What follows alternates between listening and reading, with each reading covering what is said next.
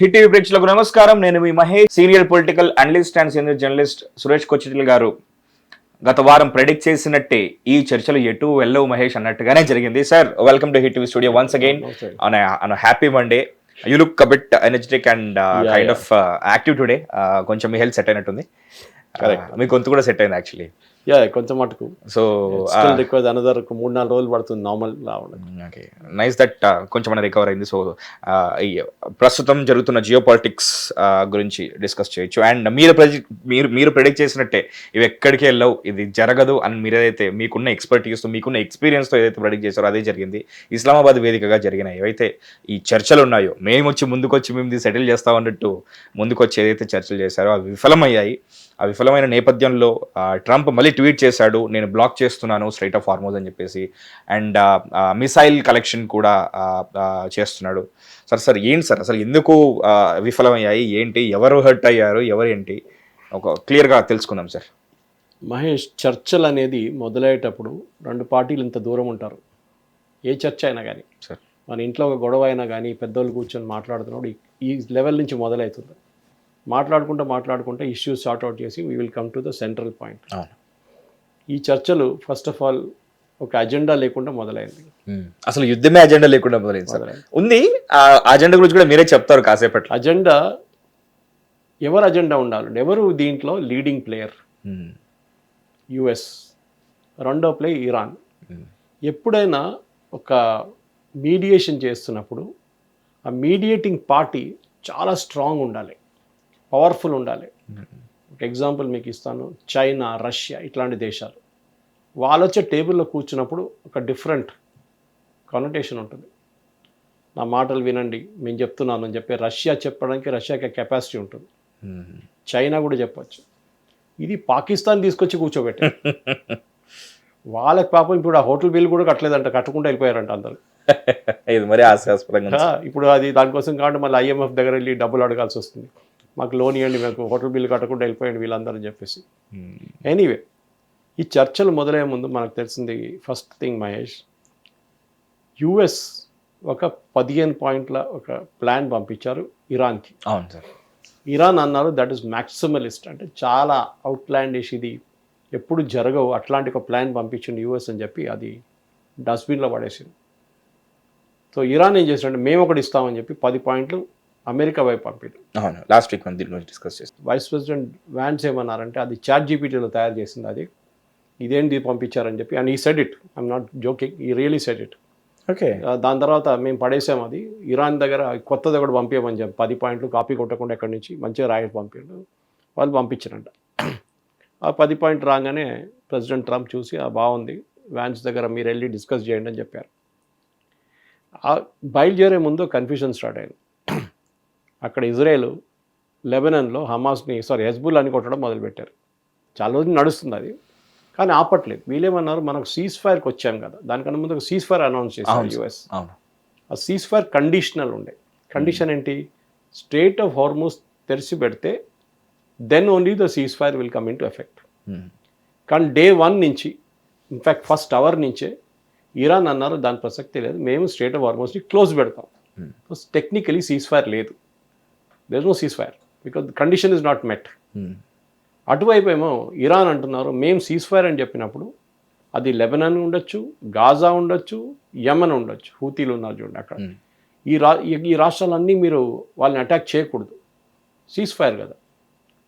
Israel అన్నారు మాకు మీతోనేం సంబంధం, మీరు ఎక్కడో పడున్నారు మిడిల్ ఈస్ట్లో, మీరు అమెరికా కలిసి సీజ్ ఫైర్ చేసుకున్నారు, మా వైపు ఎందుకు చెప్తున్నారు, మేము మా పని చేసుకుంటున్నాం. ఓకే, ఏం పని మాది, హెజ్బుల్లాని కొట్టడం, అది మేము చేస్తున్నాం, చాలానే చేస్తున్నాం, ఇంకా నడుస్తూనే ఉండేది. ఇరాన్ ఏమంటారంటే మేము పంపించిన 10 కండిషన్లు అది ఉన్నాయి కదా డీటెయిల్స్ అని యుఎస్ని అడిగారు ట్రంప్ని. ట్రంప్ కాగితం చూసాను, దీంట్లో ఎక్కడుందా, ఎక్కడ లేదు, ఏం లేదు, హెజ్బుల్లా లేదు, హమాస్ లేదు, హూతీ లేరు, ఎవరు పంపించాను కాదు, కనీసం ఒక బ్రాకెట్లోనే పెట్టి కంట్రీస్ మెన్షన్ చేయలేదు సార్. మెన్షన్ చేయి.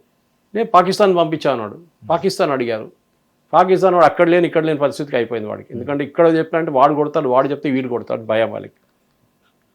ఏమైందంటే ఒక సపరేట్ నోట్ అమెరికాకి ఇచ్చారు, ఇంకొక నోట్ ఇరాన్కి ఇచ్చారు.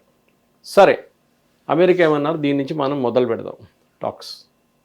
ఫస్ట్ కండిషన్ ఇరాన్ ఏం పెట్టారంటే మా మీద దాడి చేయకూడదు. అమెరికా అన్నారు సారీ, నేను చెప్తే ఓకే, కానీ ఆ ఇజ్రాయెల్ అసలు పట్టించుకోరు. ఓకే, నేనైనా ఆపగలను కానీ వాడు ఆపడు. మీకు తెలుసు కదా February 28 నేను కొంచెం సపోర్ట్ కోసం వచ్చాను, పబ్లిసిటీ కోసం వచ్చాను, కానీ కొట్టిందంతా వాళ్ళే ఆ రోజు. ఓకే, రెండోది ఏంటి, స్ట్రెయిట్ ఆఫ్ హార్మోస్ మీద మాకు అధికారం ఉంటుంది. అది ట్రంప్ అన్నాడు సారీ. ఓకే, అది నడవదు, మేము అనుమతించాము. నెక్స్ట్, మేము మా అసెట్స్ మీరు పట్టుకున్నారు కదా, చాలా ఉన్నాయి, బిలియన్స్లో పట్టుకున్నారు, ఒబామా టైం నుంచి ఉంది, అది మాకు రిలీజ్ చేయండి. 79 నుంచి ఉంది. సారీ ఇప్పుడు కాదు, తర్వాత చూద్దాం.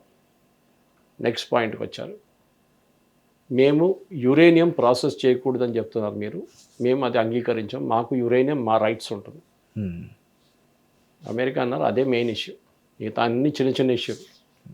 మీరు ఒక న్యూక్లియర్ బాంబ్ తయారు చేయకూడదు, అది మా కండిషన్. ఓకే, మీరు అడగొచ్చు మహేష్, కిమ్ జాంగ్ ఉన్ అని ఒకడు ఉన్నారు నార్త్ కొరియాలో, మీరు ఎప్పుడైనా విన్నారా అమెరికా వాడి దగ్గర వెళ్ళి ధమ్కియడం, నేను కొడతాను పేర్చానని? చేయడు, ఎందుకంటే కళ్ళలో కూడా చేయరు సార్, కళ్ళలో కూడా వాళ్ళ న్యూక్లియర్ బాంబు వాడతారు. వాడేమైనా అంటే అంతే సంగతి, న్యూయార్క్లో తీసుకొని బాంబు వేసిస్తాడు. తెలుగులో మేము ఉంటుంది కదా సార్, ఏసేయమంటారా ఏసేయమంటారా అని చెప్పి చాలా ఉంటుంది పరిస్థితి. ఆ పరిస్థితుల్లో ఉన్నా అనమాట. తో అట్లా డిస్కషన్లో పాయింట్స్ పోతూనే ఉంది. రిపాట్రియేషన్ అంటే మీరంతా ధ్వంసం చేశారు కదా, ఆ ధ్వంసం చేసిన డబ్బులు ఇవ్వండి. అరే అది ఎట్లా ఇస్తాం, మేమే ఈ కావాలని చేసాం, మళ్ళీ మేము ఎందుకు డబ్బులు ఇవ్వాలి మీకు అని చెప్పి లాస్ట్లో బ్యాన్ ఎత్తేయడాలు కూడా, కంట్రీ పైన ఉన్న బ్యాన్ ఎత్తేయడాలు అదన్నీ ఉన్నాయి. చిన్న చిన్న ఇష్యూస్ చాలా ఉన్నాయి. మా మీద ఉన్న primary and secondary ban. Primary అంటే మేము ఎవరి దగ్గర ఆయిల్ అమ్మలేకపోతున్నాము, మా మీద ఇంటర్నేషనల్ మార్కెట్లో ట్రేడ్ చేయకూడదు, మాకు ఇంటర్నేషనల్ బ్యాంకింగ్ సిస్టమ్ స్విఫ్ట్ నుంచి తీసేశారు, ఇదంతా తిరిగి తీసుకురావాలి. అమెరికానే తర్వాత చూద్దాం, ఫస్ట్ ప్రైమరీ పాయింట్స్కి అగ్రిమెంట్లో వద్దాం, అదంతా సెకండరీ. లాస్ట్లో ఏం కాలేదు, 21 గంటలు మాట్లాడారు. Most of the points yes no maybe అని సిచ్యువేషన్, కానీ ఒక పాయింట్ మీద అబ్సల్యూట్ నో అని చెప్పేశారు ఇరాన్. యురేనియం. ఓకే, మేము యురేనియంని మాకు ఏం కావాలంటే మేము చేసుకుంటాం. అది ట్రంప్ అన్నాడు సారీ, నాట్ పాసిబుల్. మీకు యురేనియం పోయి మీకు అసలు 1 గ్రామ్ యురేనియం కూడా మీ దగ్గర ఉండకూడదు, ఆ కండిషన్. సో ఇరాన్ ఒకసారి దీన్ని ఒక ఫ్లాష్ బ్యాక్గా తీసుకున్నారు, ఎందుకంటే 2015లో ఒబామా టైంలో ఒక అగ్రిమెంట్ జరిగింది. ఓకే, ఒక ఒప్పందం జరిగింది యుఎస్ అండ్ ఇరాన్ నడుమిట్లో. దాన్ని JCPOA అంటారు. Okay, joint comprehensive plan of action. ఇది 2015లో సైన్ అయింది. 21 నెలలు నెగోషియేట్ చేశారు యుఎస్. 21 months. ఇక్కడ 21 hours కూడా కాలేదు. అంటే ఒక ప్రెసిడెంట్కి, ఒక విజన్ ఉన్న ప్రెసిడెంట్కి, ఒక విజన్ లేని ప్రెసిడెంట్కి తేడా ఏంటంటే ఈ 21 hours ఇక సాక్ష్యం సార్, కళ్ళ ముందు కనపడుతుంది. అక్కడ ప్రెసిడెంట్ కూర్చొని నెగోషియేట్ చేయరు, కానీ వాళ్ళ టీం నెగోషియేట్ చేస్తారు, ఎస్పెషల్లీ టెక్నికల్ టీం. మీరు యురేనియం గురించి మాట్లాడుతున్నప్పుడు 3.5 ఏంటి, 4.5 ఏంటి, 10.2 ఏంటి అంటే టెక్నికల్ ఎక్స్పర్ట్స్కి అర్థమవుతుంది, ఒక పొలిటీషియన్కి అర్థం కాదు. ఈ డెలిగేషన్లో ఉన్న 2 ఉన్నారు, స్టీవ్ విట్కాఫ్, వాడు ఒక real estate agent, Trump friend, అంతే క్వాలిఫికేషన్, ఇంకేం లేదు. ఇంకోడు son in law Jared Kushner, ఆయన కూడా పొలిటికల్ ఎక్స్పీరియన్స్ ఏం లేదు. ఆయన ఎందుకు వెళ్తున్నాడు అంటే ట్రంప్కి డౌట్, ఇంకెవడైనా వెళ్తే ఏదని చెప్తే నాకు తెలియకుండా పోతుంది, నువ్వు కూర్చో అక్కడ, నువ్వు వచ్చి నాకు చెప్పాలి ఏం జరిగింది అక్కడ. నేను ఈ అగ్రిమెంట్, ఈ ఒప్పందంలో not just US and Iran, ఒకవైపు ఇరాన్, ఇంకోవైపు US, UK, France, China, Russia and Germany, almost security council ఉన్న వీటో పవర్స్ ఉన్న నేషన్స్. ఓకే, వీళ్ళందరూ ఉన్నారు. 2015లో ఓన్లీ యుఎస్ సైన్ చేశారనుకుంటా, కాదు, అప్పుడున్న ఒబామా అడ్మినిస్ట్రేషన్ వీళ్ళందరినీ తీసుకొచ్చారు. సో దట్ రేపు రష్యానో చైనానో వెళ్ళి పుల్లలు పెట్టకూడదు, రేపు వాళ్ళు వెళ్ళి మళ్ళీ ఇరాన్ని ఎంకరేజ్ చేయకూడదు అని చెప్పి ఒప్పందం పెట్టారు. ఆ ఒప్పందంలో ఏం చెప్పారంటే, నేను ఇదంతకని చెప్తున్నాను, ఇప్పుడు ఈ అగ్రిమెంట్లో ఆ మెచ్యూరిటీ రావాలంటే ఇట్లా నెగోషియేట్ చేయాలంటే ఒబామా చేసినప్పుడు, అంటే ఒబామా వాళ్ళ టీం చేసినట్టు. ఇరాన్ అగ్రీ చేశారంటే ఈ అగ్రిమెంట్ ప్రకారం, JCPOA ప్రకారం, మా దగ్గర ఉన్న 98% యురేనియంని మేము we will reduce it. Okay, reduce అంటే ఒక ఫిలాసఫీ ఉంది. ఫర్ ఎగ్జాంపుల్ మీ దగ్గర 100 కిలోలు యురేనియం ఉంది, దాని ప్యూరిటీ మీరు పెంచుకుంటా 30 దాకా వెళ్ళారు.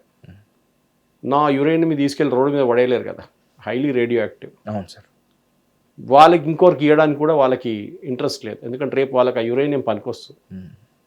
ఎందుకంటే వాళ్ళ దగ్గర ఒక పవర్ ప్లాంట్ ఉంది, న్యూక్లియర్ పవర్ ప్లాంట్, దానికి యురేనియం కావాలి. మన దగ్గర చర్లపల్లిలో న్యూక్లియర్ ఫ్యూయల్ కాంప్లెక్స్ అని మీరు చూసుంటారు. అవును సార్. భారతదేశంకి కావాల్సిన అంత యురేనియం ఫ్యూయల్ అక్కడ తయారవుతుంది చర్లపల్లిలో. Very highly technical thing. Uranium తెచ్చుకొని కెనడా నుంచి, ఆస్ట్రేలియా నుంచి, మన దగ్గర ఎక్కువ యురేనియం లేదు, దాన్ని ప్రాసెస్ చేస్తారు, ప్యూరిటీ పెంచుకుంటూ పోయి ఒక పర్టికులర్ పాయింట్కి వచ్చినప్పుడు దాన్ని ట్యూబ్స్గా తయారు చేసి మళ్ళీ దాన్ని చాలా ప్రికాషన్ తీసుకొని మిగతా ప్లాంట్స్ పంపిస్తారు. ఇక్కడ కల్పాకం కానీ, కూడంకుళం కానీ, కైగా కానీ, ఇట్లాంటి చాలా ఉన్నాయి మన దగ్గర న్యూక్లియర్ పవర్ ప్లాంట్స్, అక్కడ పంపిస్తారు.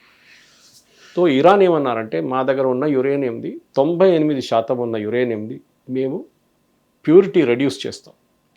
ఇప్పుడు మా దగ్గర బహుశా 30 ఉండొచ్చు. సో ఆల్రెడీ వాళ్ళ దగ్గర 98% ప్యూరిటీ ఉంది. లేదు, 98% ఆఫ్ ద ఫ్యూయల్. ఓకే. మీరు 98% దాకా వెళ్ళక్కర్లేదు. ఒక న్యూక్లియర్ బాంబ్ తయారు చేయాలంటే మీకు ఈవెన్ 30% సరిపోతుంది purity. 30% purity is good enough. మీరు ఎంత పైకి వెళ్తారో 60 దాకా వెళ్తే అల్ట్రా హై మీరు తయారు చేయవచ్చు. ఓకే. సో అదే దాంట్లో మనం కూడా ఉన్నాం. మనం కూడా అదే ప్యూరిటీ లెవెల్ అచీవ్ చేసే పోఖ్రాన్లో టెస్ట్ చేసి చూసాం నడిచిందా లేదా అని. సో ఈ పరిస్థితుల్లో ఇరాన్ అన్నారు, yes we will reduce our purity of 98%. మా దగ్గర 100 కిలోలు ఉంటే 98 కిలోల ప్యూరిటీ మేము తగ్గిస్తాం. అదొక ప్రాసెస్ ఉంది, that you can reduce also. Increase ఒకటే కదా, రెడ్యూస్ కూడా చేయొచ్చు మీరు. ఓకే. మిగతా 2% మేము 3.67% ఉంచుకుంటాం 15 సంవత్సరాల దాకా. ఓకే. యురేనియం లైఫ్ చాలా పెద్ద లైఫ్, సెల్ఫ్ లైఫ్ ఉంటుంది. దాన్ని మనం సైన్స్లో నేర్చుకుంటాం స్కూల్లో ఉన్నప్పుడు, అటామిక్ టేబుల్. సో అట్లాంటి పరిస్థితుల్లో వీళ్ళన్నారు ఇట్ మేము అగ్రీ చేస్తామని చెప్పి ఒప్పందం పెట్టుకున్నారు. 15 సంవత్సరాలకి 3.67%, 98% వాళ్ళ దగ్గర ఉన్న ఫ్యూయల్ ప్యూరిటీ తగ్గించడం అందరూ అంగీకరించారు. All the security council members అందరం తీసుకొచ్చి ఒబామా అడ్మిట్ చేసి చాలా మంచి అగ్రిమెంట్ 21 months టైం కూడా తీసుకుని చేశారు. వెనక ముందు లైక్ ప్రోస్ కాన్స్ అని ఆలోచించి అగ్రీ చేసి ఒక సైన్ చేశారు. మూమెంట్ ట్రంప్ వచ్చినాడు, ట్రంప్ అన్నాడు ఇదేం అగ్రిమెంట్ అని చెప్పి చింపి పడేసాడు. ఎందుకు సార్? ఎందుకు? పొలిటికల్, ఆయనకు నచ్చదు, ఒబామా అంటే నచ్చదు. రెండో ఏం చేశాడంటే ఒబామా వీళ్ళ అమెరికన్ గవర్నమెంట్ ఇరానియన్ అసెట్స్ చాలా సీజ్ చేసుకున్నారు. మీకు గుర్తుంటుంది, వాళ్ళు అడిగారు చూడండి మాకు మా అసెట్స్ అన్ఫ్రీజ్ వాళ్ళ పాయింట్స్లో ఉన్నాయి, వాళ్ళ బ్యాంక్లో ఉన్న డిపాజిట్ యూఎస్లో, యూరోప్లో ఎక్కడ కానీ, అది కాకుండా వాళ్ళు కొనుక్కున్న అసెట్స్ అని బిల్డింగ్లు ఉండొచ్చు, ఏదైనా ఉండొచ్చు, దాని నుంచి కొంచెం అమౌంట్ రిలీజ్ చేసిండు ప్రెసిడెంట్ ఒబామా.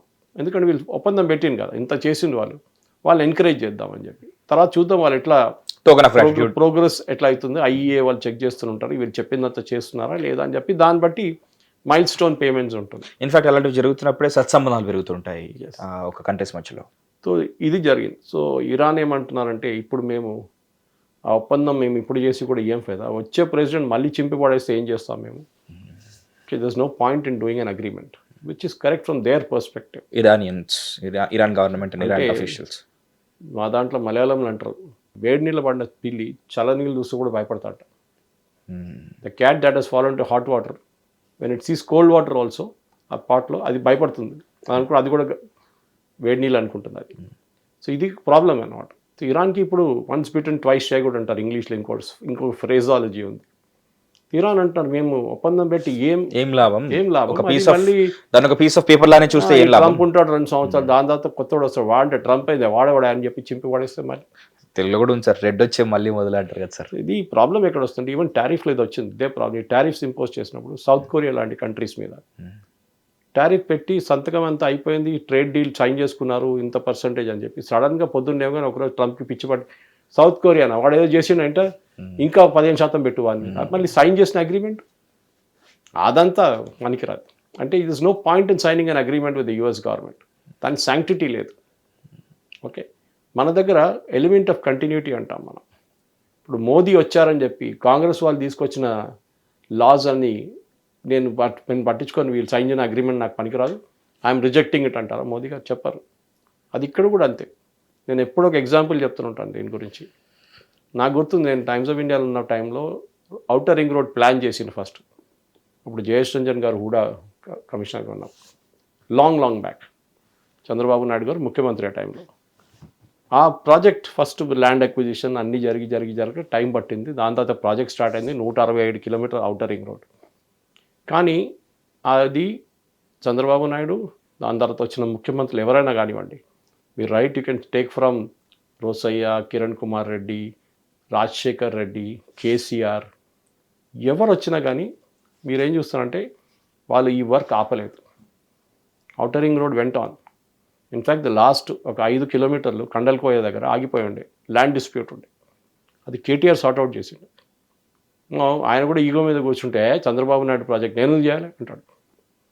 పోతే పోయిందని, క్రెడిట్ నాకు లేదు కదా, చంద్రబాబు నాయుడు క్రెడిట్ ఇస్తాను, నేను చేయను. కానీ ఇది అట్లనే ఈ ప్రాబ్లం. సో గవర్నమెంట్ దగ్గర బిజినెస్ కంటిన్యూటీ ఉండాలి. ఎప్పుడు గవర్నమెంట్ ఒక సంతకం పెడితే నెక్స్ట్ గవర్నమెంట్ కూడా దాన్ని అంగీకరించాల్సి వస్తుంది. ఇది చేయలేదు. దానిలో ఉన్న కాజ్ మంచి చూడాలి. ఇరాన్ అంటున్నారు ఇప్పుడు ఏంటి, నేనేం చేయలేను, చేస్తే కూడా ఫైదా లేదు, మళ్ళీ ఆడు వచ్చి కొట్టేస్తాడు మొత్తం. ఇది ఇరాన్ పర్స్పెక్టివ్. ఇప్పుడు ఎలాగో ఇది తన సెకండ్ టర్మ్ కాబట్టి నెక్స్ట్ ఉన్నాడు కూడా కదా సార్. బట్ ఎవరు వస్తారనేది కూడా ఇంపార్టెంట్ యాక్చువల్లీ. అది జేడీ వ్యాన్స్ వస్తారో లేకుంటే మళ్ళీ డెమోక్రాట్ వైపు నుంచి ఎవరు మనకు తెలియదు. ఎనీవే బట్ వాళ్ళ పాయింట్లో కూడా న్యాయం ఉంది సార్. ఎందుకంటే ఇప్పుడు ఈ అమెరికన్ ప్రెసిడెంట్ చేసినట్టు వాళ్ళ చేతిలో ఉన్న పవర్స్ ఉన్నాడు, తనకు కూడా అంతే పవర్స్ ఉంటాయి కాబట్టి. ఇక్కడ ఇరాన్ దగ్గర న్యూక్లియర్ వెపన్ ఉండకూడదని చెప్పి యుఎస్ కన్నా ఇజ్రాయెల్కి చాలా పెద్ద ఇన్సిస్టెన్స్. అది వాళ్ళ కండిషన్. వాళ్ళకి భయం ఏంటంటే, అండ్ ప్రెసిడెంట్ ట్రంప్ కూడా చెప్పారు, ఏ రోజు ఇరాన్ దగ్గర న్యూక్లియర్ వెపన్ వస్తుందో ఆ రోజు ఇజ్రాయెల్ మ్యాప్లో కనిపించదు. వాళ్ళు ఫస్ట్ ఇజ్రాయెల్ మీద ఉపయోగిస్తారు, వాళ్ళు కొట్టేస్తారు ఇజ్రాయెల్ని, they will finish it off. ఇది వాళ్ళు చెప్పిన మాట అన్నమాట. సో మనం ఇది గుర్తుపెట్టుకోవాలి, that this is the possibility. భయపడుతున్నారు ఇజ్రాయెల్, వీళ్ళు ఏ రోజు వస్తారో ఏ రోజు చేస్తారో అని చెప్పేసి. ఇది ఇట్లున్నప్పుడు ఈ పాకిస్తాన్లో జరిగిన చర్చలు న్యాచురలీ ఫెయిల్ అవుతాయి. ఓకే, ఎందుకంటే వీళ్ళ నడిమిట్లో థ్రోట్ క్లియరింగ్ సెషన్ అంటాం మనం. ఫస్ట్ డిస్కషన్లో రాగానే చెప్పి డిస్కషన్ స్టార్ట్ చేస్తాం, కొంచెం థ్రోట్ అంతా క్లియర్ చేసి ఇట్లా. అది కాకుండా మీరు డైరెక్ట్ కూర్చొని మాట్లాడుతున్నప్పుడు 1979 తర్వాత ఫస్ట్ టైం 47 సంవత్సరాల్లో కలుస్తున్నారు మీరు. ఒక ఐస్ బ్రేకింగ్ సెషన్ ఉండాలి, ఒక 5-6 సెషన్స్ నడవాలి, మాట్లాడుకుంటూ పోవాలి. కాకుండా ఇది ఒకటే సెషన్ చేస్తే ఇప్పుడే చేయి లేకుంటే అయిపోతుంది. That won't work. No country will agree to that. Sir in general I'm asking, చాలామంది డిప్లొమాట్స్ని చూస్తుంటాను వేరే కంట్రీస్లో, లైక్ ద్వైపాక్షిక సంబంధాలు మెరుగుపరచుకోవడానికి వాళ్ళు వచ్చినప్పుడు the kind of diplomacy the show బాగుంటుంది. ఇన్ జనరల్ పాకిస్తాన్ ఈ అడ్మిరల్స్లో కానీ లేకపోతే ఆ మంత్రివర్గంలో కానీ లేకపోతే ఇలాంటి వాటిని ఎవరైనా హ్యాండిల్ చేసే విధంగా ఒక్కరైనా ఉన్నారా సార్? లైక్ అక్కడే ప్రాబ్లం వచ్చింది. నేను చెప్పాను చూడండి, if it is Russia or China sitting there the impact would have been more. Even Oman, దీనికన్నా ముందు 2 సార్లు ఒమాన్ ఆల్మోస్ట్ అగ్రీ చేయించారు ఈ కండిషన్స్ అన్నీ. కానీ అప్పుడే ఒకసారి బాంబింగ్ అయ్యి జూలైలో చేయించినప్పుడు వాళ్ళు అగ్రిమెంట్ జెనీవాలో కూర్చొని సంతకం పెట్టడానికి పోగానే వీళ్ళు బాంబు వేసేసారు ఇరాన్ మీద, ఇజ్రాయెల్ అండ్ యుఎస్ కలిసి. ఈసారి కూడా ఫిబ్రవరిలో ఆల్మోస్ట్ వచ్చేసాను సంతకం పెట్టడానికి, అప్పుడు వెళ్ళి బాంబు వేసేసారు. అంటే ఎవరికో ఇది అగ్రిమెంట్ జరగకూడదని ఉంది. అది ఇజ్రాయెల్కి ఉందో యుఎస్కి ఉందో తెలియదు. మోస్ట్ ప్రాబ్లీ ఇజ్రాయెల్కే ఉండొచ్చు, ఎందుకంటే వాళ్ళ ఎగ్జిస్టెన్స్ ఈజ్ అండర్ థ్రెట్. ఎవరు వస్తే కూడా ఇరాన్లో వాళ్ళకి థ్రెట్ ఉంటుందని వాళ్ళకి చాలా క్లియర్గా తెలుసు. ఐ గెస్ మోటివ్ పరంగా ఇజ్రాయెల్ అని అనుకుంటున్నాను సార్. కరెక్ట్. వాళ్ళ వైపు నుంచి చూస్తే కూడా కరెక్టే కదా. బికాస్ వీళ్ళందరూ ఏమంటారు, ముందు అన్ని అరబ్ కంట్రీస్ అంటుండే, ఇప్పుడు చాలామంది దాని నుంచి పక్కన జరిగిపోయారు. ఫస్ట్ ఏమంటారు, Israel he's no right to exist. Israel అనక దేశం ఉండకూడదు, వాళ్ళ ప్రజలు కూడా ఉండకూడదు. లాజిక్ ఏంటి, వీళ్ళందరినీ ఫినిష్ చేసేసేయాలి. Something that Hitler had in mind. yes I was about to take his name as example actually. దాని నోటి మీద ఉంది మీరు చెప్పారు. సో జ్యూస్ అనే కమ్యూనిటీని ఎక్కడ ఉండకుండా చేయాలని చెప్పేసి ఇది వాళ్ళ మెయిన్ ఇది ఉంది. అది జరగదు కూడా, ఎప్పుడు జరగదు. They are one of the best hard working and technologically advanced countries in the world. Israel వర్షం అనేది వాళ్ళ దగ్గర అస్సలు పడదు. కానీ అగ్రికల్చర్లో one of the most productive nations in the world అంటే ఇజ్రాయెల్. వాళ్ళు నేర్చుకున్నారు ఎట్లా చేయాలని. ఓకే, అది మన కుప్పంలో చంద్రబాబు నాయుడు గారు తీసుకొచ్చారు వాళ్ళు, ఇజ్రాయలీ సైంటిస్ట్ని. కుప్పం కూడా రెయిన్ షాడో ఏరియా, ఎక్కువ వర్షం పడదు. ఎడార్లో కూడా చేస్తారు, ఎడార్లో కూడా గడ్డి మొలిపిస్తున్నారు. వాళ్ళ కెపబిలిటీ ఉంది. దెన్ అడ్వాన్స్ డిఫెన్స్లో intelligence, IQ, health care, intelligence అయితే చెప్పక్కర్లేదు, they cannot beat Mossad and Shin Bet, they are the best in the world. So మనం వాళ్ళ వైపు నుంచి చూస్తుంటే వాళ్ళకు కూడా భయం ఉంది, ఇక్కడ ఏ పిచ్చోడు వస్తాడో, వాళ్ళ చేతిలో ఎవడు రాయిస్తాడో తెలియదు, నాకు ఎక్కడ కొడతాడో అది కూడా తెలియదు అని చెప్పి ఇజ్రాయెల్కి ఒక భయం ఉంది. So Israel is justified. Anyway ఈ అగ్రిమెంట్ ఫెయిల్ అయింది, అగ్రిమెంట్ కాలేదు. అది ఇట్ వాజ్ ఎక్స్పెక్టెడ్. నేను కూడా చెప్పాను ఆ రోజు, మీకు గుర్తుంటుంది.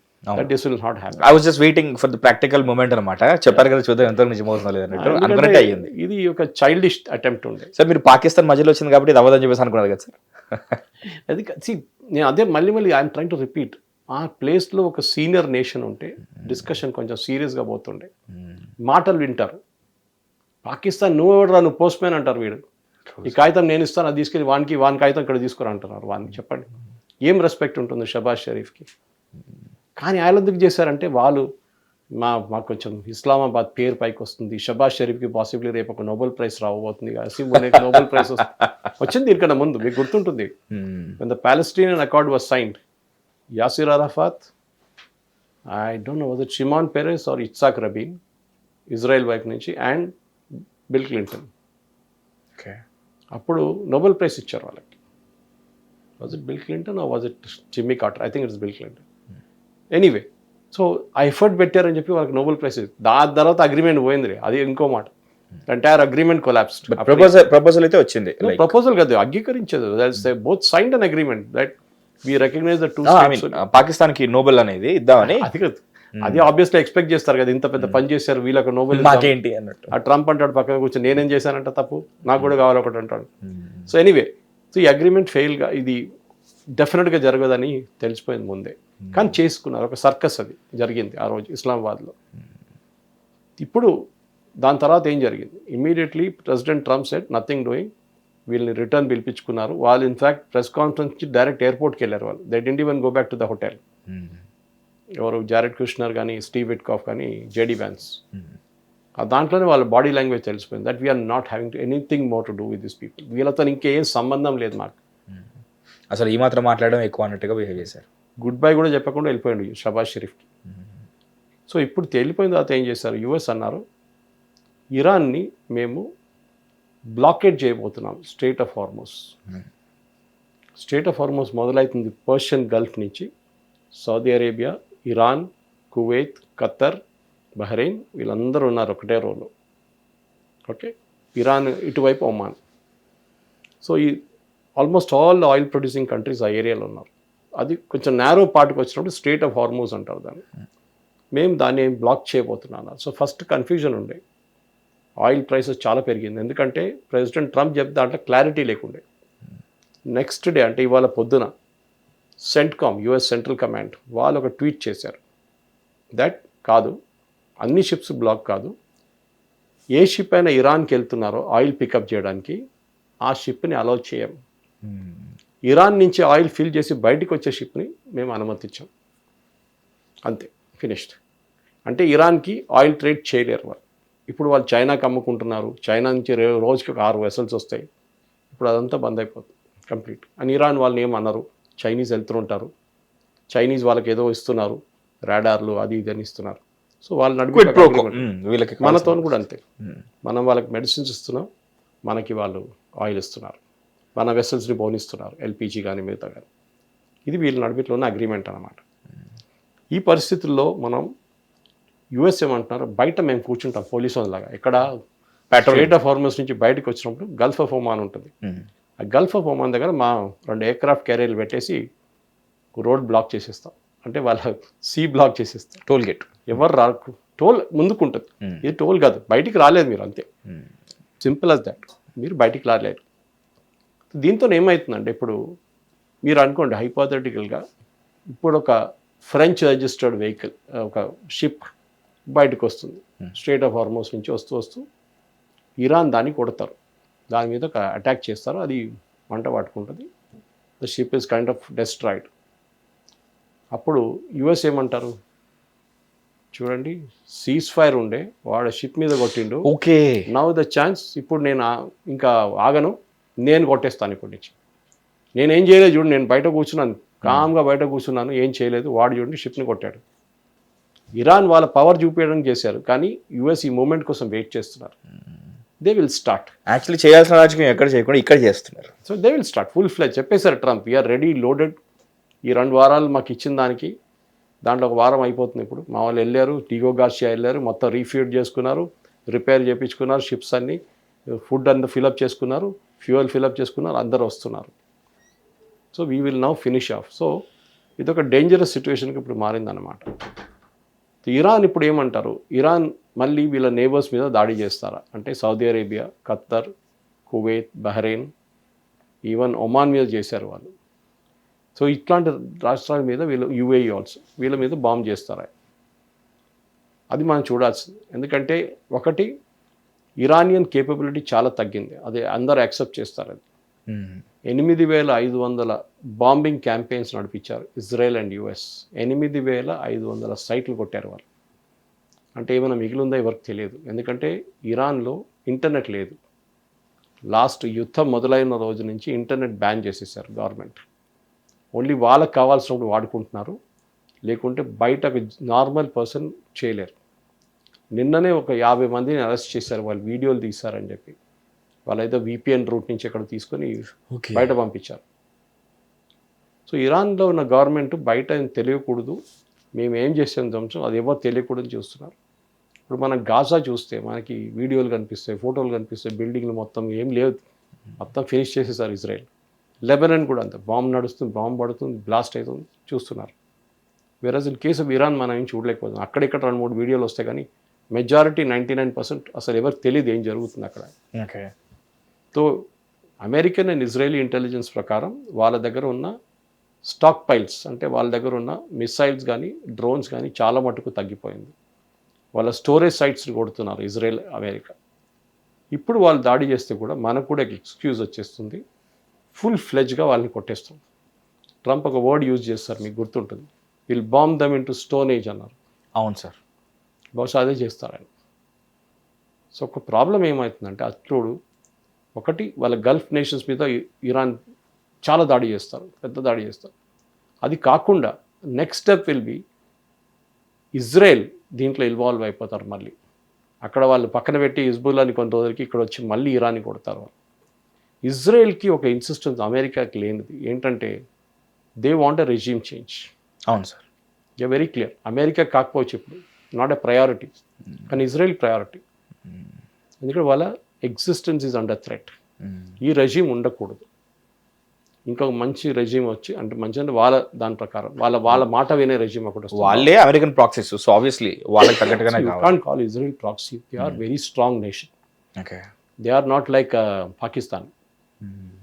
ఇజ్రాయెల్ ఇస్, అమెరికా రెస్పెక్ట్ చేస్తారు ఇజ్రాయెల్, ఓకే, వాళ్ళ కేపబిలిటీ కోసం. వాళ్ళకి తెలుసు, అమెరికా ఇప్పుడు కూడా అంటారు మా ఎయిర్ ఫోర్స్ బెస్ట్ అంటారు, but I'm telling you even now Israeli air force is the best. మా ఇంటెలిజెన్స్ చాలా మంచిది, FBI కానీ CIA కానీ. No sorry, CIA is not as good as Mossad. Mossad is superb. Okay, ఇది ఉన్న situation. I heard this during my NCC days. Israel air force గురించి కూడా, like the fastest pilots ever అని కూడా. The Israeli pilots వాళ్ళు baptism by fire అంటారు వాళ్ళని.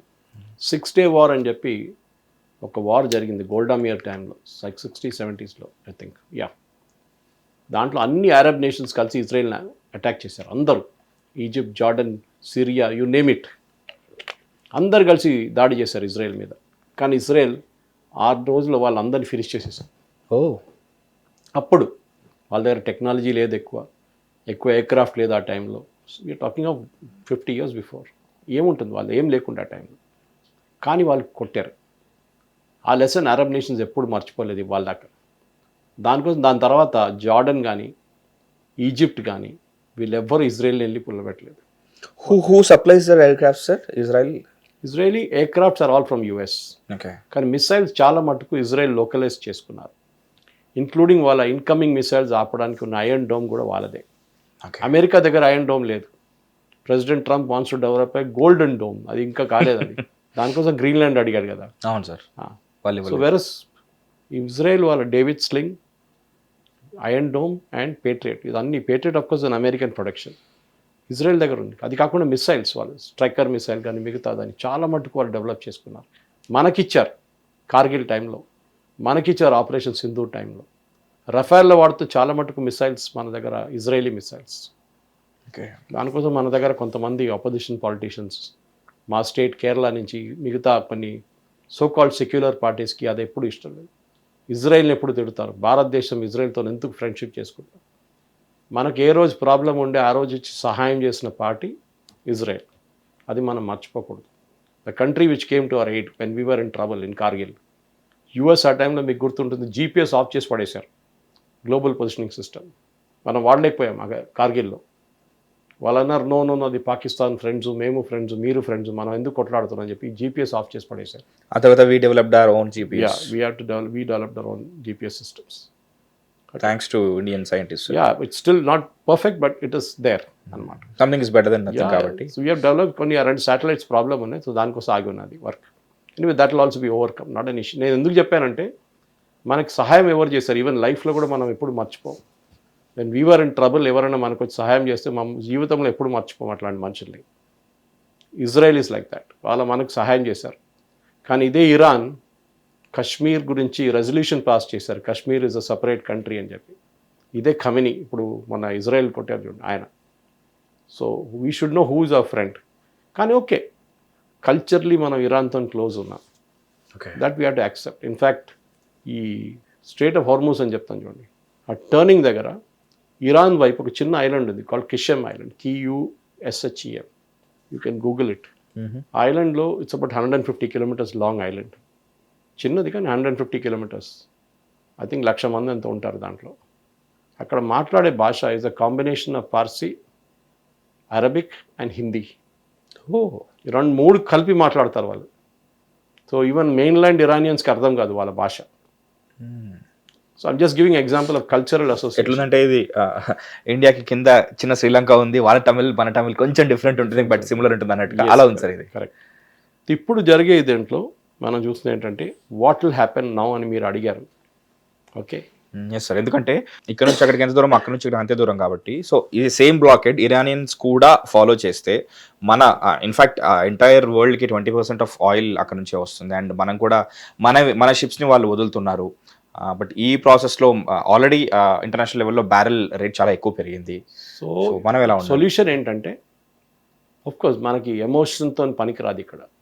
Yes, Iranians are fought back very well, asymmetric warfare చేశారు, American 40 రోజులు అడ్డుకున్నారు, కరెక్టే. కానీ ఎక్కువ రోజులు వాళ్ళు హోల్డ్ ఆన్ చేయలేరు. అమెరికా దగ్గర ఉన్న మ్యాన్ పవర్, అమెరికా దగ్గర ఉన్న టెక్నాలజీ, అమెరికా దగ్గర ఉన్న డబ్బులు, అమెరికా దగ్గర ఉన్న నేవీ, ఎయిర్ ఫోర్స్ వాళ్ళు వాడుకుంటారు. They will use it to the fullest. కానీ అమెరికాకు ఒకటే ప్రాబ్లం ఏంటంటే, వాళ్ళు ఏ దేశంలో ఇట్లాంటి పని చేశారో దాని తర్వాత ఆ దేశం మొత్తం ధ్వంసం అయిపోయింది. You can take Iraq as a classic example. అక్కడ వెపన్స్ ఆఫ్ మాస్ డిస్ట్రక్షన్ ఉందని చెప్పి జార్జ్ బుష్ అందరిని తీసుకెళ్లారు, నేటో మొత్తం ఎత్తుకెళ్లారు. సద్దాం హుసేన్ మొత్తం బాంబులు తయారు చేస్తున్నాడు, అది ఇది nuclear bomb, weapons of mass destruction. లాస్ట్లో వెపన్ దొరకలేదు, మాస్ డిస్ట్రక్షన్ లేదు, సద్దాం హుసేన్ని చంపేశారు. ఇప్పుడు ఇరాక్లో గవర్నమెంట్ ఉందంటే గవర్నమెంట్ ఉంది, గవర్నమెంట్ ఎలక్షన్ గెలిచారంటే గెలిచారు, గవర్నమెంట్ ప్రమాణ స్వీకారం చేశారంటే ఏం లేదు. ఇవాళ దాకా ప్రమాణ స్వీకారం చేయలేకపోతున్నారు. అక్కడ 3 గ్రూపులు కొట్టుకుంటున్నారు. ఒకటి ISIS, Al Qaeda, Iran backed militias and government. Stability లేదు. Syria something very similar. సిరియాలో కూడా అదే జరుగుతుంది. అసాద్ని అక్కడి నుంచి కొట్టి పంపించిన తర్వాత సిరియాస్ ఇన్ టోటల్ మెస్. ఒకవైపు టర్కీ కొడుతున్నారు, ఇంకోవైపు నుంచి ఇజ్రాయెల్ కొడుతున్నారు. అక్కడ ఉన్న గవర్నమెంట్ నడిమిట్లో అక్కడ ఉన్న మిలిషియాస్ అని కొట్లాడు నడుస్తుంది. సో ఎవ్రీవేర్ అమెరికా ఎక్కడెక్కడ వెళ్ళిందో మొత్తం మెస్ చేసి పడేస్తుంది. అది వాళ్ళ కేపబిలిటీ. అది ఆఫ్ఘనిస్తాన్ చూడండి, good at ruling things. So ఇది వాళ్ళ దగ్గర. సో మనకు డౌట్ అక్కడే వస్తుంది, సరే ఇరాన్ గవర్నమెంట్ మార్చాలి. We also agree they are despotic dictators. Iranian revolutionary guard is horrible fellows. మార్చి ఏం చేస్తారు మీరు దానికన్నా మంచి ఒక రెజీమ్ తీసుకొస్తారా? అది మీ కేపబిలిటీలో లేదు. మీకు ఒక్కటే వచ్చి ధ్వంసం చేయడం, దాని తర్వాత దాన్ని కట్టడం మీకు రాదు. ఓన్లీ కూల్చడం, నిర్మించడం రాదు. Then you have to create a new regime. వాళ్ళని బ్యాక్ చేయాల్సి వస్తుంది. అక్కడ ఎలక్షన్ మీరు మీ చంచాగాలో పెట్టుకుంటారు వాళ్ళు. ఇదే చేశారు కదా, మీ సోవియట్ యూనియన్ని అక్కడి నుంచి కొట్టడానికి ఆఫ్ఘనిస్తాన్ని మీ తాలిబాన్ని వాడుకున్నారు.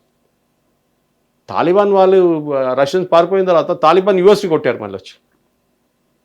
దాని నడుమిట్లో అల్ఖైదా వచ్చేసారు. అల్ఖైదా వెళ్ళి యూఎస్లో కొట్టారు వాళ్ళు 9/11లో. Look at the mess. అప్పుడు ఒకసారి అనిపిస్తుంది ఆ సోవియట్స్ ఉంటేనే బాగుంటుండే అక్కడ, ఈ 9/11 జరగకపోతుండే. కానీ జరిగింది. బికాస్ యు ఆర్ నాట్ మీరు డిస్ట్రక్షన్ నంబర్ 1, కానీ మీరు కన్స్ట్రక్షన్ నంబర్ 1 కాదు. So do you believe 9/11 was Al Qaeda attack అని? ఆ కాన్స్పిరసీ థియరీస్ పక్కన పెడదాం మనం. ఇట్ ఇస్ కొంతమంది ఉంటారు అన్నింటిలో కాన్స్పిరసీ కనిపిస్తుంది వాళ్ళకి. It was Al Qaeda attack, there is no doubt about it.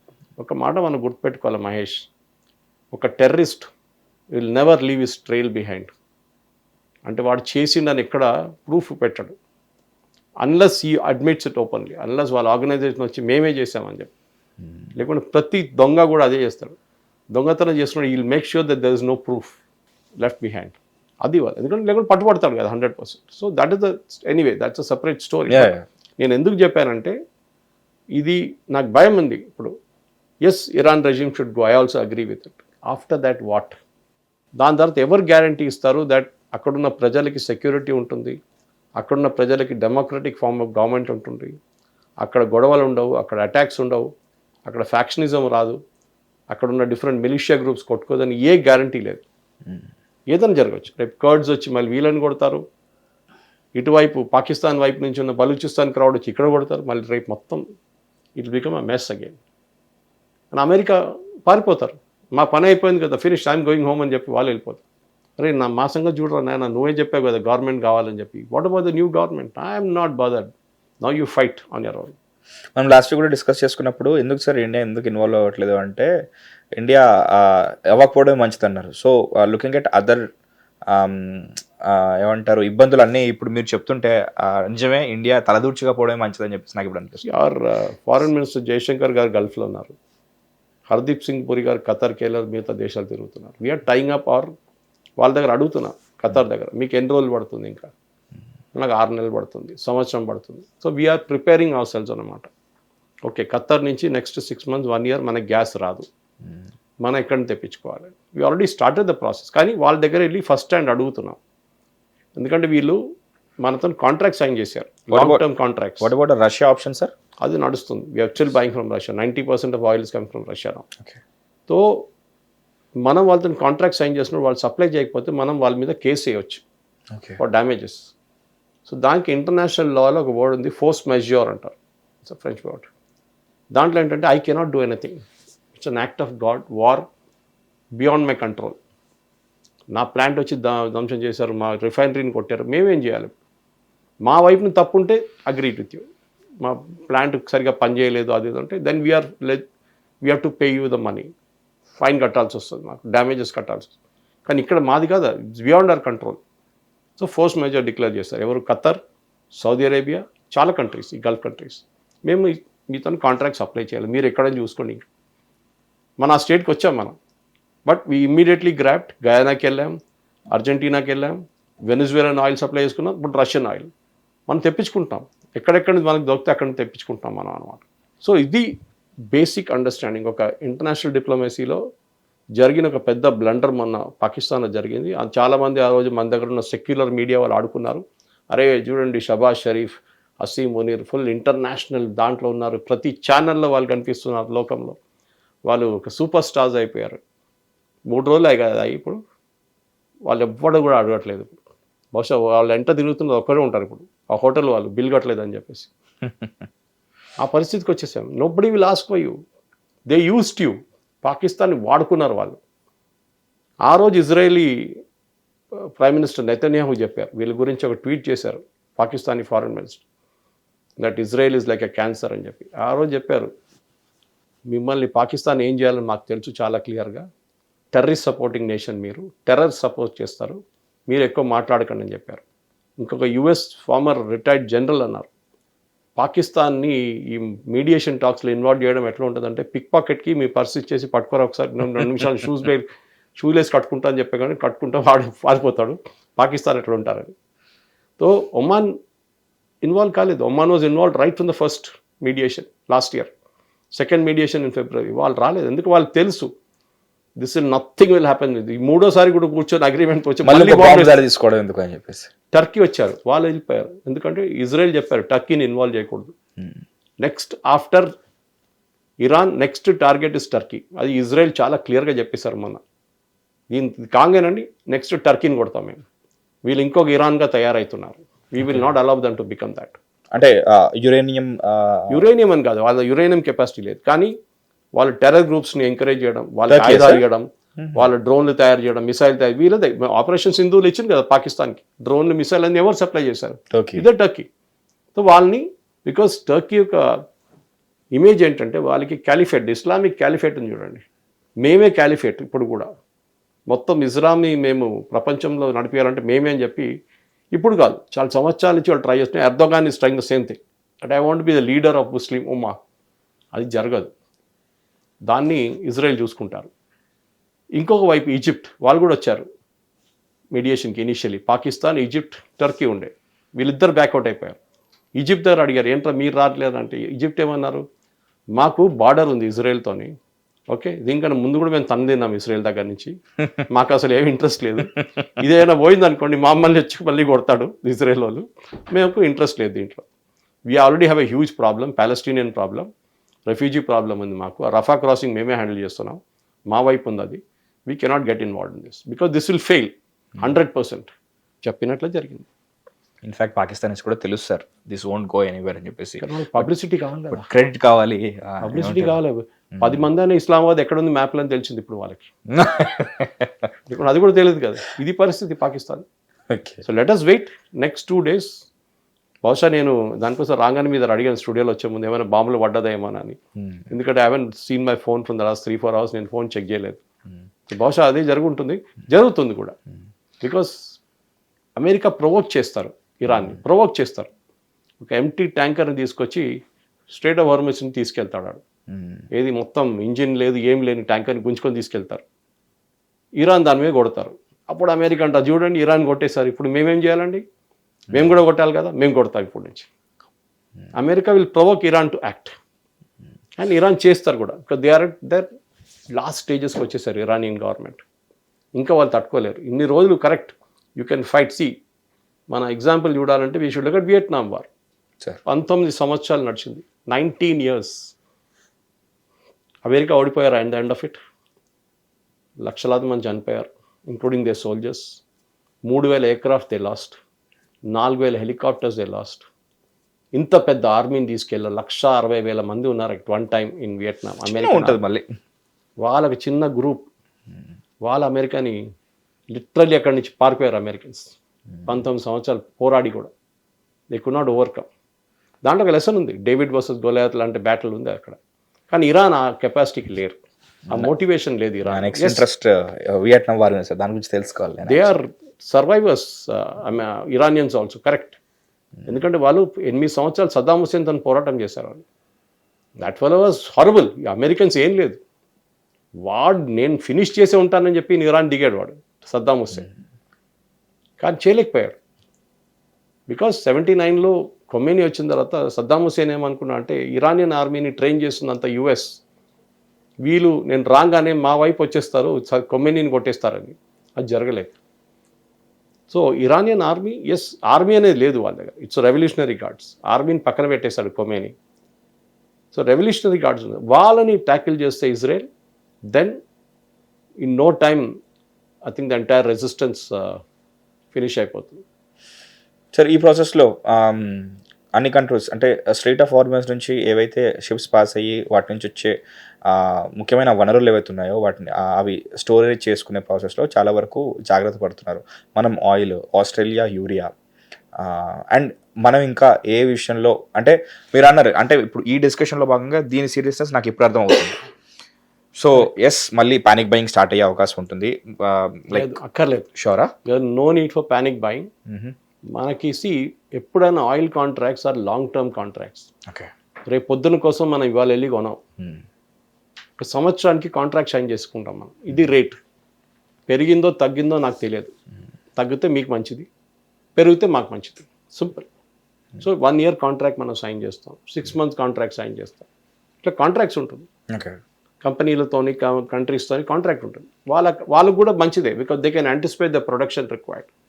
India ఎంత అడుగుతున్నారు, చైనా ఎంత అడుగుతున్నారు, మిగతా కంట్రీస్ ఇండోనేషియా ఎంత అడుగుతున్నారు. సో వాళ్ళు టోటల్ చేసుకుంటారు వాళ్ళ ప్రొడక్షన్, వాళ్ళకి ఎప్పుడు కావాలి, ఎంత కావాలి యాజ్ పర్ ది వాళ్ళ షిప్లు ఎప్పుడు వస్తాయి, ఓకే. దాంట్లో ఫిలప్ ఎప్పుడు చేయాలి, వాళ్ళు ఎప్పుడు పంపించాలి, నెక్స్ట్ షిప్ ఎప్పుడు వస్తుంది, అది they will plan the production according to that.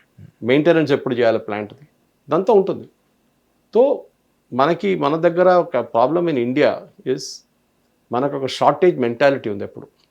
నేను దీనికంటే ముందు కూడా చాలాసార్లు చెప్పాను. ముందు యూపీఏ హయాంలో even the first term of Modi government కూడా మంత్లీ రేట్లు మారుతుండే పెట్రోల్ది, డీజిల్ది.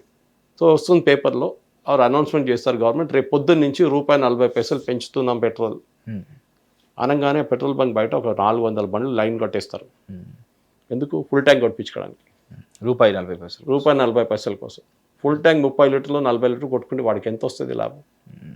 Not even ₹80. కానీ కొట్టించుకుంటాడు. గంటన్నర 2 గంటల సేపు లైన్లో పడతారు. మనకు ఆ కేపబిలిటీ ఉంది. మీడియా చిన్న బయట ఇస్తాడు. అది కూడా మీడియాలో కూడా పోతారు అక్కడ, పెట్రోల్ అయిపోతుంది రాదు. రీసెంట్ కూడా చూసాం మనం, ఉండేది ఏమైంది దాని తర్వాత ఇప్పుడు ఎబోర్డు కనిపించట్లేదు పెట్రోల్ బంక్లో. సో దిస్ యాటిట్యూడ్ మనది, సివిక్ సెన్స్ లేదు మనకి.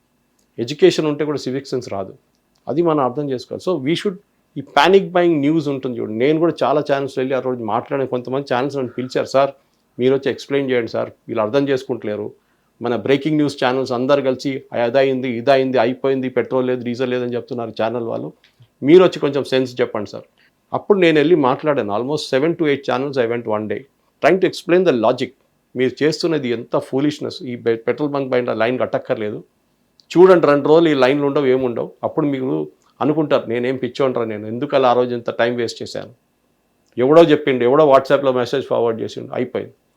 సో గవర్నమెంట్ ఆఫ్ ఇండియా అనేది ఒక ఎంటిటీ, మనం మర్చిపోకూడదు. అది ప్రైమ్ మినిస్టర్తో స్టార్ట్ అవుతుంది పొలిటికల్ హెడ్గా, అక్కడి నుంచి వాళ్ళ దగ్గర మినిస్ట్రీస్ ఉంటుంది, వాళ్ళు ప్లాన్ చేసుకుంటున్నారు. యాజ్ వీ స్పీక్ నేను చెప్పాను చూడండి, Jaishankar is there, Hardeep Singh Puri is travelling గల్ఫ్లో, ఖతార్తో మాట్లాడి అందరితో మాట్లాడి we're trying to understand market ఏముందనేది. We have a tie up with Argentina, Guyana, Venezuela, Russia, మనం ఎక్కడెక్కడి నుంచో తెప్పించుకుంటాం, ఈవెన్ ఆఫ్రికాని తెప్పించుకుంటాం మనం. హీలియం గ్యాస్ నేను చెప్పాను బహుశా which is very important to MRI machines కోసం, సెమీకండక్టర్స్ కోసం, అది కూడా తెప్పించుకుంటాం మనం. So government is doing it. మన దగ్గర సిలిండర్ అయిపోతుంది, 2-3 సిలిండర్లు ఇంట్లో పెట్టుకుంటే ఏం చేస్తావు? రెస్టారెంట్ నడిపిస్తున్నాను, హోటల్ నడిపిస్తున్నావా ఇంట్లో? White panic. ఒక సిలిండర్ మీకు 2 నెలలు నడిస్తే ఈజీగా బుక్ చేసుకోవచ్చు, తర్వాత లేదు.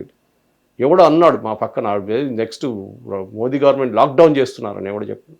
దానికోసం కూడా నన్ను పిలిచిండు, నేను పోయినా. మోదీ గారు ఏం చెప్పారు ఆ రోజు, కోవిడ్లో మనం ఎట్లా డిసిప్లిన్ పాటించామో అదే డిసిప్లిన్ పాటించండి. సో మన వాళ్ళు తిప్పేశారు బ్రేకింగ్ న్యూస్ ఛానల్స్. ఏం చేశారు, మోదీ గారు లాక్డౌన్ చేయబోతున్నారు, కోవిడ్ వరకు అంతే విని అక్కడి నుంచి ముందుకు వినలేదు. మోదీ గారు లాక్డౌన్ చేయబోతున్నారు, ఎవరు అన్నారండి? మీరే డిసైడ్ చేసుకున్నారా లాక్డౌన్ కాబోతుంది అనేది? So this we should understand this discipline. International లెవెల్లో ఒక క్రైసిస్ ఉంది, లేదని కాదు. Today we are supplying diesel to Bangladesh, Nepal, diesel and petrol. Bangladesh refinery లేదు, బంగ్లాదేశ్ మన దగ్గర అంటున్నాను, మా క్రూడ్ ఆయిల్ వచ్చింది, షిప్ పడున్నాయి, ఏం చేయాలో అర్థం కావట్లేదు. రిఫైన్ చేసిస్తారా మాకు, డీజిల్ పెట్రోల్ అన్నీ చేసిస్తారా మాకు అంటే, okay send to Visakhapatnam, refine చేసిస్తాం. మీ దగ్గర అదే కదా విశాఖపట్నం కదా, చేసిస్తాం మీకు. మాల్డీవ్స్కి ఇస్తున్నాం మనం ఫ్యూయల్, వాళ్ళ దగ్గర ఏం లేదు. మారిషియస్. సో ప్రతి దేశం, ఈవెన్ శ్రీలంకలో రేషనింగ్ నడుస్తుంది పెట్రోల్ది, 15 లీటర్లు ఇస్తున్నారు ఒక కార్కి ఒక వారానికి. ఆలోచించండి.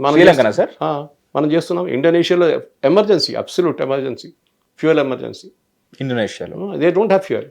Australia of all the places, New Zealand, ఇది పరిస్థితి. So when you look at that, సరే మీరు మోదీ గారిని తిట్టాలంటే తిట్టండి, ప్రాబ్లం లేదు నాకు, నేను కూడా భజన వాడలేదు. కానీ you should understand how a government works. First thing we should do is, ఈ ప్యానిక్ ఉంది చూడండి, మన జీవితంలో ప్రతి దాంట్లో ప్యానిక్ అవుతాం మనం. రేపు పొద్దున్న నుంచి పాలు రారా రేపటి నుంచి పొద్దున అనగానే 10 లీటర్ పాల ప్యాకెట్లు కొని పెట్టుకుంటాడు ఫ్రిడ్జ్లో. ఈ 10 రోజులు చాయ్ కూడా 20 తాగేస్తాం. అడగడు ఎందుకు ఎట్లా రా పాలు ఎట్లా అయిపోతుంది, ఎవడు చెప్పిండు నాకు, వాట్సాప్ మెసేజ్ వచ్చింది నాకు, రేపటి నుంచి పాలు లేదంట. This is the logic our people have. So international లెవెల్లో ఇంత పెద్ద ఒక క్రైసిస్ నడుస్తున్నప్పుడు we should also be mature enough to understand. నేను ప్రతి ఛానల్లో వెళ్ళి ఎందుకు మాట్లాడుతాను ఇదంతా అంటే, అట్లీస్ట్ మన ప్రేక్షకులు అర్థం చేసుకోవాలి ఏం నడుస్తుంది ఇంటర్నేషనల్ లెవెల్లో, ఈ క్రైసిస్ ఎందుకు వచ్చింది, యుఎస్ ఏం చేస్తున్నారు, ఇరాన్ ఏం చేస్తున్నారు, మిగతా దేశాలు ఏం చేస్తున్నారు. Please understand. అది ఎక్స్ప్లెయిన్ చేయడానికి నా వైపు నుంచి నాకు తెలిసిన మట్టుకు నేను చేస్తున్నాను. సార్ ప్రస్తుత పరిస్థితిని క్లియర్గా కళ్ళకు కట్టినట్టు ఎక్స్ప్లెయిన్ చేశారు. ఇక్కడే హిట్ టీవీ స్టూడియోలో కూర్చొని అమెరికా, ఇజ్రాయెల్ అన్ని తిరిగేసి వచ్చాం. కొంచెం హిస్టరీకి వెళ్దాం సార్. బచ్చాగా హమేషా బాప్ సే సీక్తా హై అన్నట్టు లైక్ యూనో ఈ ఎంటైర్ స్క్రీన్ ప్లే లాక్ ఏదైతే ఉందో అది వచ్చేసి straight of Hormuz sir. So దాన్ని ఆయువు పట్ల పట్టుకొని మొత్తం ఆడిస్తున్నారు. అటు ఇరానియన్స్ ఆడిస్తున్నారు, ఇప్పుడు అమెరికన్స్ ఆడిస్తున్నారు, దానిపైన బ్లాకెడ్ అది ఇచ్చేసి. బట్ హిస్టరీలో ఈ ఎంటైర్ సెషన్ స్టార్ట్ అవ్వక ముందు మనం మాట్లాడుకుంటున్నాం. బ్రిటన్ ఒకప్పుడు స్ట్రైట్ ఆఫ్ హార్మోస్ 2 సంవత్సరాలకి బ్లాక్ చేసిందని చెప్పేసి ఆ ఉదంతం గురించి చెప్పండి సార్. దాంతో బ్రీఫ్గా చెప్పాను దాన్ని, కానీ డీటెయిల్గా ఎక్స్ప్లెయిన్ చేయలేదు. 1951లో ఒక ప్రైమ్ మినిస్టర్ ఉండే ఇరాన్లో, మొహమ్మద్ మసీహ్ అని చెప్పేసి, వెరీ పాపులర్ మ్యాన్, డెమోక్రటిక్గా ఎలక్ట్ అయ్యారు, ప్రధానమంత్రి అయ్యారు ఇరాన్ లాంటి దేశంలో ఆ టైంలో. ఆయన ఏం చేసిందంటే అక్కడ ఆ టైంలో బ్రిటిష్ కంపెనీస్ ఆయిల్ తీస్తుండే బయటికి, వాళ్ళ దగ్గర పెట్టుబడి పెట్టి వాళ్ళు చేస్తుండే. ఆ టైంలో గల్ఫ్లో ఆయిల్ అప్పుడే మొదలైంది. గల్ఫ్ కంట్రీస్ దగ్గర డబ్బులు లేవు. 1951లో ఇదంతా. సో ఈ బ్రిటిష్ కంపెనీ వచ్చి ఇరానియన్ ఆంగ్లో కంపెనీ అని చెప్పి ఒక కంపెనీ ఉంది, ఆయిల్ కంపెనీ. వాళ్ళు ప్రాస్పెక్టింగ్ చేస్తారు, డ్రిల్ చేస్తారు, ఆయిల్ తీసుకెళ్ళిపోతున్నారు బ్రిటన్కి. సో మొహమ్మద్ మసీహ్ ఆయన అడిగాడు, బాస్ ఇది మీరు తీసుకెళ్తున్నారు, మాకేమైనా ఇవ్వండి, దాని నుంచి మాకు రాయల్టీ ఇవ్వండి, లేకుంటే మీకు ఏదైనా పర్సంటేజ్ బేసిస్ ఇవ్వండి, మేము ఇవ్వమని చెప్పి. అది న్యాయం కూడా కదా సార్, వాళ్ళ ఆయిల్ తీసుకొని వాళ్ళు అక్కడ వాడుకోవద్దు. What did he do? He nationalised it. Okay. So అప్పుడు వాళ్ళకి ఆ పవర్స్ ఉండేనా సార్? ఉండే, ఆ ప్రెసిడెంట్ ఉంటుంది, నేషనలైజ్ చేసి పడేశారు. అంటే వాళ్ళ కంపెనీ అయిపోయింది, ఇరానియన్ కంపెనీ అయిపోయింది, గవర్నమెంట్ కంపెనీ. సో బ్రిటన్ కోపం వచ్చింది, అట్లెట్లా నేషనలైజ్ చేస్తారు. ఆ టైంలో America was not a great power, naval power. British was very powerful naval power. అది కూడా కాదు, బ్రిటన్ ఈ ఏరియాలో అంతా కాలనైజ్ చేసిన కంట్రీ. ఓకే. సో వాళ్ళు అన్నారు, సారీ మీరు చేయకూడదు. ఎవరైనా నువ్వు చేయకూడదు అని చెప్పండి, I'm the president of Iran, నేను చేస్తాను, నా కంట్రీకి ఏం కావాలో నేను అది చేస్తాను, బాగుంటుంది. వీళ్ళిద్దరు కలిసి గేమ్ ఆడింది. ఎవరు? CIA and MI6. MI6 the intelligence arm of British government, CIA ఏమో మనకు తెలుసు అమెరికన్ గవర్నమెంట్. వీళ్ళిద్దరు కలిసి ఈ మొహమ్మద్ మసీహ్ని గద్దె దింపేసి ఆయన జైలు వేసేసారు. ఇంకొక రేజా పేల్వి, షా ఆఫ్ ఇరాన్ అని చెప్పి ఆయన తీసుకొచ్చి కూర్చోబెట్టారు, కిరీటం ఇచ్చేసారు ఆయనకి, పెట్టేశారు. Reza పేల్వి. Later on he was known as the Shah of Iran. Okay. 79 దాకా ఆయన రూల్ చేసిండు, ఫ్రమ్ 53. ఈ షా ఆఫ్ ఇరాన్ రాగానే దీన్ని టర్న్డ్ ఇట్ అరౌండ్. సో దానికన్నా ముందు ఈ స్ట్రేట్ ఆఫ్ హార్మోస్ని బ్రిటన్ బ్లాక్ చేసేసారు. రాజాకి చెప్పారు, నువ్వేం అమ్ముకుంటా ఆయిల్, నువ్వు వాడి తీసుకెళ్ళలేదు. I just spoke to about detail about that. So ఇదే జరిగింది. అప్పుడు strait of Hormuz first time కాదు క్లోజ్ చేసేది, జరిగింది దీనికన్నా ముందు. బట్ ఆ టైంలో ఇంత ఇంపార్టెన్స్ లేకుండే స్ట్రేట్ ఆఫ్ హార్మోస్కి. దట్ 20% లోకంకి కావాల్సిన ఫ్యూయల్, క్రూడ్ ఆయిల్ అదే రూట్ నుంచి వెళ్తుంది అనేది. అండ్ అప్పుడు కన్సంప్షన్ కూడా అంత ఉండదు కాదు. ఫర్టిలైజర్ 40% అక్కడ. ఈ కంపెనీస్ అన్ని ఇప్పుడే స్టార్ట్ అయింది కదా, లాస్ట్ 20-25 ఇయర్స్లో స్టార్ట్ అయింది. ఫర్టిలైజర్ కంపెనీలు, మీథేన్, ప్రొపేన్, బ్యూటేన్ ప్రొడ్యూస్ చేసే కంపెనీలు. అది కాకుండా చాలా మటుకు క్రూడ్ ఆయిల్ ప్రాసెసింగ్ కూడా అప్పుడే మొదలైంది అక్కడి నుంచి. దానికన్నా ముందు అంత డిమాండ్ లేకుండే. The state of హార్మోస్ is not critical at that. ఇప్పుడు దాకా టిల్ ద యుద్ధం జరిగేదాకా నార్మలే నడుస్తున్నాను. సడన్గా ఇరాన్కి అర్థమైపోయింది, అప్పుడు ఒక పని నడిచింది మన మీద, ఒక ఇంగ్లీష్ వాడు చేసింది ఈ పని, మనం కూడా చేద్దాం ఇది, we will also block the state of Hormuz. అప్పుడు అర్థమైపోతుంది అందరికి. So they made them taste their own medicine. That's what happened exactly, correct. కానీ ఇప్పుడు I think everybody has learn the lesson. Iran కూడా అర్థమైపోయింది దట్ ఎక్కువ రోజులు ఆడుకుంటే అమెరికాకి పిచ్చి పట్టేస్తుంది, వాళ్ళు ఏదైనా చేయొచ్చు. సెకండ్ వరల్డ్ వార్లో ఎక్కడ లేని అమెరికా సెకండ్ వరల్డ్ వార్లో ఎట్లా ఇన్వాల్వ్ అని మీకు తెలుసు. జాపనీస్ వాళ్ళు వచ్చి వాళ్ళ పర్ల్ హార్బర్ మీద అటాక్ చేశారు, అమెరికన్ నేవల్ బేస్ మీద. చాలా మటుకు షిప్స్ని, ఎయిర్క్రాఫ్ట్ని ధ్వంసం చేశారు. It was a kamikaze attack, suicide attack. అప్పుడు దాకా అమెరికా వార్లో ఇన్వాల్వ్ లేకుండే. ఇన్ఫ్యాక్ట్ బ్రిటన్ వచ్చి అడిగారు, ప్లీజ్ ప్రొటెక్ట్ అస్, మాకు వార్తతో సంబంధం లేదు, మేము ఇండిపెండెంట్, మీరు కొట్టుకోండి. జర్మనీ, ఇటలీ, రష్యాతో అక్కడ కొట్టుకున్నారు, మీరు ఇంగ్లాండ్తో ఇక్కడ, ఫ్రాన్స్ మీద బాంబ్ చేస్తున్నారు, వీఆర్ నాట్ ఇన్వాల్వ్డ్. ఏ రోజు వాళ్ళ మీద వచ్చి అటాక్ జరిగిందో ఆ రోజు అమెరికా లేసి కూర్చున్నారు, అచ్చా మా మీద అటాక్ చేస్తావా అని చెప్పి వెళ్ళి హిరోషిమా, నాగాసాకి మీద 2 బాంబులు పడేశారు, అయిపోయింది సెకండ్ వరల్డ్ వార్. ఇది. సో అమెరికా వాళ్ళ మీద దాడి జరగడం అనేది ఫస్ట్ టైం జరిగింది. అది America fights war everywhere, not in America. అది వాళ్ళ స్ట్రాటజీ అది. కానీ ఫస్ట్ టైం జాపనీస్ వాళ్ళు కొట్టారు వాళ్ళని. That became N ego problem. Second time Al-Qaeda కొట్టారు 9/11లో. దట్ ఈస్ వై అమెరికాకి వాళ్ళ దగ్గర ఒక యుద్ధం నడిచిన అమెరికన్ మెయిన్ ల్యాండ్లో ఎప్పుడు జరగకూడదు. వాళ్ళు ఏమైనా చేస్తారు దానికోసం. సొమాలియాలో కొట్టుకొని చేస్తారు, ఇరాన్లో కొట్టుకొని చేస్తారు, ఇరాక్లో చేస్తారు, సిరియాలో పోతారు, లెబనాన్. మాకు సంబంధం లేదు, అక్కడ ఎంతమంది అయినా పోనీయండి, మా దగ్గర జరగకూడదు. America should not get hit. వాళ్ళ స్ట్రాటజీ అదనమాట. ఆల్సో కనెక్టింగ్ ది డాట్స్, ఇది యురేనియం రెజ్యూమే చేంజ్ కూడా అవసరమేమో, మేబీ అవన్నీ సబ్ పాయింట్స్, బట్ ఎవెన్చువల్లీ కన్ను మాత్రం ఆయిల్ మీదే ఉంది. Oil main thing is oil. 51లో 53లో అప్పుడు జరిగిన బ్లాకేడ్ 2 సంవత్సరాలు బ్లాక్ చేశారు బ్రిటన్. అప్పుడు కూడా ఆయిలే ఉండే, ఇప్పుడు కూడా ఆయిలే ఉంది. వెనిజువేలాకి ఎందుకు వెళ్ళారు వెనిజువేలా అందరికి తెలిసింది. ఇదే ప్రెసిడెంట్ ట్రంప్ ఆఫ్రికాలో ఉన్న పేదమైన ఒక ఏదో ఒక కంట్రీకి వెళ్ళి దాన్ని కాన్కర్ చేయడానికి ట్రై చేయడు. అక్కడ ఏం లేదు, ఆయిల్ లేదు, ఏం లేదు, వెళ్ళడు. There are so many countries in the world which need help democracy కోసం. ఎంతోమంది డిక్టేటర్స్ ఉన్నారు. అక్కడ వెళ్ళమని చెప్పండి ట్రంప్ దగ్గర, నాకు అక్కడ ఏముంది, ఆయిల్ ఉందా, లేదు కదా, నేను రాను. ఇది he needs oil, that is what the main thing is. దానికోసం వెనిజువేలాకి వెళ్ళాడు. ఇప్పుడు వెనిజువేలాతో ఇంత ప్రేమ ఏం లేదు అమెరికాకి. That's what. 3 రోజుల్లో ముగుస్తుందన్న యుద్ధం కాస్త 40+ రోజులు వరకు నడిచి ఎంతో విధ్వంసం సృష్టించి ఆ తర్వాత చర్చలకి ముందుకొచ్చి వాళ్ళు మేము పరస్పరంగా మాట్లాడుకుంటామని పాయింట్స్ అవి పంపించి మళ్ళీ అవి మాకు నచ్చలేదని ఇస్లామాబాద్ వేదికగా పాకిస్తాన్ ఒక మిడిల్ పర్సన్ లాగా వ్యవహరించి మొత్తానికి దీన్ని ఒక షేప్కి తీసుకొద్దాం అనుకున్నారు, కానీ అది కాస్త విఫలమైంది. బట్ ఇప్పుడు ఎప్పుడెప్పుడు అదును దొరుకుతుందా అని చెప్పేసి మళ్ళీ అమెరికా వేచి చూస్తుంది.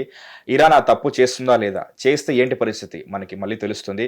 And at the same time ఇందాక సురేష్ కొచ్చిటల్ గారు చెప్పినట్టు కొంచెం కామన్ సెన్స్తో ఆలోచించండి. గవర్నమెంట్ సాయశక్తిలా పనిచేస్తుంది, మనకు కావాల్సినవన్నీ తెచ్చిపెడుతుంది. సో మీరేం ప్యానిక్ బయింగ్ లాంటివి చేయకండి. సో మరిన్ని అప్డేట్స్ కోసం జియో పాలిటిక్స్ గురించి ఇంకా క్లియర్గా ఒక ఐడియా రావాలంటే హిట్ టీవీకి ఇప్పుడు ట్యూన్ ఇన్ అయ్యి ఉండండి. State into Mahesh, this is Hit TV. And Suresh Kochattil sir, thank you so much for this. Hit TV app, ఇందులో short news, live news, entertainment shows, movies, digital magazines తో పాటు మీ జిల్లా వార్తలను కూడా ఫ్రీగా చూడొచ్చు. ఇంకెందుకు ఆలస్యం, వెంటనే హిట్ టీవీ యాప్ ని డౌన్లోడ్ చేసుకుని ఫ్రీగా ఎంటర్టైన్మెంట్ పొందండి. Hit TV app. Hit TV app.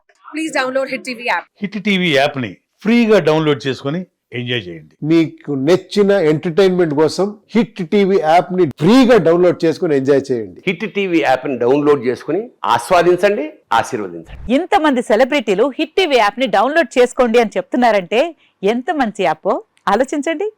America America America అమెరికాలో చదవాలనుకునే వాళ్ళకి విశ్వసనీయమైన పేరు మన శౌర్య కన్సల్టెన్సీ.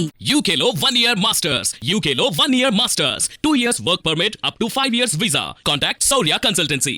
Contact 89851 89851.